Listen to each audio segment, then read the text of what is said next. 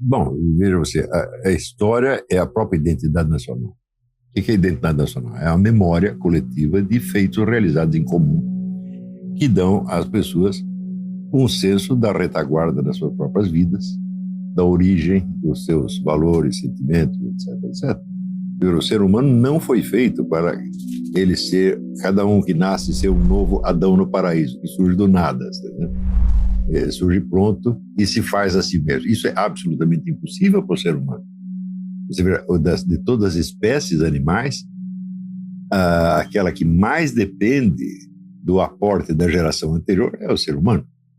Você vê um urso com 1 ano e meio de treinamento, ele está pronto para sair caçando e sobreviver.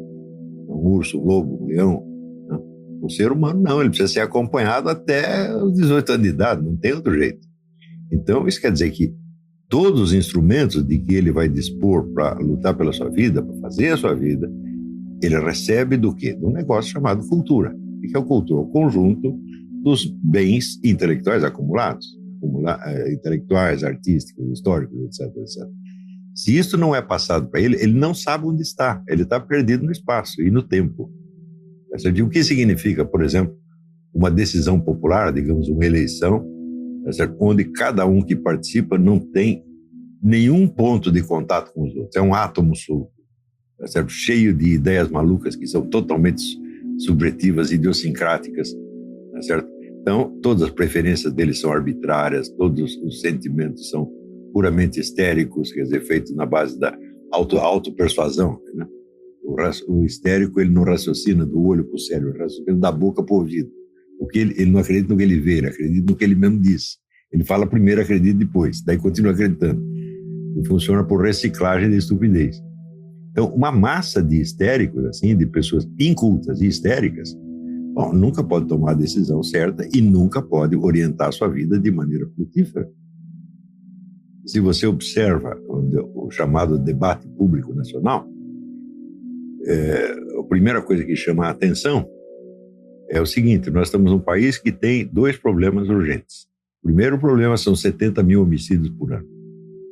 O segundo problema é que os nossos estudantes são os piores do mundo. Nós temos a pior educação do mundo. Nos testes internacionais, os nossos estudantes sempre tiram os últimos lugares, sendo superados por alunos que vêm de países muito mais pobres, como a Zâmbia ou o Paraguai. Então, é um vexame educacional absolutamente colossal. Essas pessoas estão todas chegando à idade madura totalmente despreparadas para o exercício de qualquer profissão. Você não vai encontrar um sujeito capaz de consertar um radinho de pilha, tá certo? De trocar um pneu do automóvel. Quer dizer, é uma multidão de incapazes totalmente dependentes de ajuda alheia. É isto que é o nosso povo hoje. Eu comparo, vamos dizer, esse fenômeno a um genocídio, porque se você retira do indivíduo os meios de subsistência, você o está matando. Então, em função desse desastre educacional, o que acontece? Um dia foi feita uma pesquisa entre 30 países do mundo, ricos e pobres, e em todos eles o QI médio da população sobe. Só no Brasil desce há 40 anos. Isso evidentemente é um genocídio. No mínimo, na mais doce das hipóteses, é um genocídio cultural. De desprover totalmente um povo dos seus meios de adaptação ao ambiente físico, social, histórico, etc. O sucesso ou fracasso das sociedades depende da sua capacidade de adaptação ao meio físico, em primeiro lugar, quer dizer, ele saber explorar os recursos do território de maneira organizada, racional, etc. Em segundo lugar, adaptação ao ambiente histórico, quer dizer, aquilo que foi feito antes dele. É isso? E nós estamos tirando do nosso povo esses 2 meios. Né? Você veja, aqui nos Estados Unidos, eu vejo pelos meus filhos que estudaram na escola secundária aqui, então aqui eles liam Dickens, eles liam Mark Twain, eles liam, sei lá, Henry James, quer dizer, clássicos anglo-americanos de 100 anos atrás. No Brasil, você pega um livro de Camilo Castelo Branco que dá para qualquer professor universitário ler, ele não consegue. Isso quer dizer que você teve um corte temporal na evolução da linguagem. Então, os meios de compreensão, não só, vamos dizer, o passado vai sendo esquecido, mas os meios de acesso a ele vão sendo cortados também. Se você não entende o que as pessoas estão falando, como é que você vai entender o que se passava, por exemplo, no Brasil Império, sei lá, ou em Portugal, não vai entender nunca mais. Então, você está cortando a identidade histórica. E cortar a identidade histórica é cortar os meios de intercomunicação do povo. Então, se você cortou todos os meios, só sobra um meio de comunicação, e este não é horizontal, não é o meio pelo qual o povo se comunica consigo mesmo, é o meio pelo qual a elite mandante se comunica com o povo. Então, ela só fala. Quando vejo o Brasil, eu lembro aquele haikai do Antônio Machado: a distinguir me paro las voces de los ecos e escucho solamente entre las voces una. Isso é o que acontece no Brasil. Só a elite mandante tem voz. Então, o povo não é capaz de se comunicar, muito menos é capaz de se organizar. Então, você veja, por exemplo, a potência daqueles movimentos populares de 2013 a 2015. Olha, você botar 2, 3 milhões de pessoas na rua não é brincadeira. O que eles conseguiram com isso? Absolutamente nada. Uma pequena manobra de meia dúzia de tucano em cima, furou todo o balão, dispersou o povo e passou a iniciativa para a mão da boa e velha classe política. Então, aí você vê a impotência do povo brasileiro. Não é só impotência física, quer dizer, o povo não tem meios de se defender contra um ladrão que invada na sua casa, disposto a matar sua mulher, seus filhos, etc. Não tem nem meio. É proibido se defender, né? Tem muitos casos que, além de você desarmar o povo, além do governo desarmar o povo, tá certo? Ainda condena aquele que teve a ousadia de se defender. Muito cara foi parar na cadeia porque se defendeu contra o invasor. Isso está acontecendo no Brasil. Então, é um massacre o que está vendo no Brasil. E tudo isso aí começa com o quê? Primeiro, você tem que cortar o senso histórico, cortar o senso da linguagem, cortar o senso da cultura, desarmar intelectualmente o povo.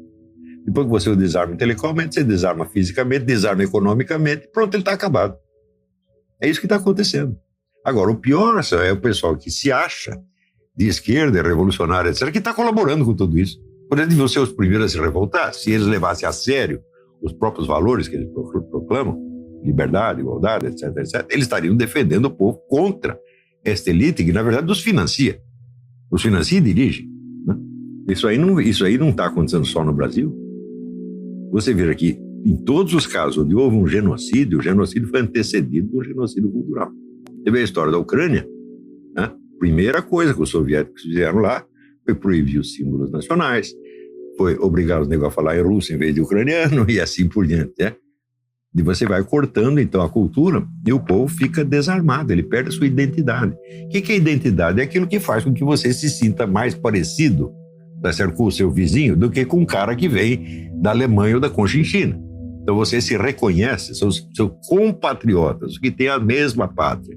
Tem a mesma pátria, tem a mesma língua, tem a mesma história, a mesma tradição, etc., etc. Então, eles são capazes de se entender. Mesmo que haja uma certa variedade interna, há esse reconhecimento. Por exemplo, aqui você tem, sei lá, um americano protestante, um americano católico. Um sabe o que o outro está falando. Ele tem a referência, tem a retaguarda, tá certo? Mas se você vai cortando a consciência histórica, essa retaguarda se perde e as pessoas não têm mais o senso de ser compatriotas. O vizinho é tão estranho quanto qualquer outro. Chega um chinês aí, o chinês pode se integrar mais rapidamente no meio, né, do que um brasileiro. A sociedade brasileira sempre teve essa característica de ela não ter normas morais e de comportamento muito claras. A sociedade brasileira é uma sociedade enigmática. Isso quer dizer o seguinte: você não sabe o que é conveniente e o que não é, né? Você não sabe o que pega bem e o que pega mal. Então, resultado, fica todo mundo tímido porque ninguém sabe como se comportar.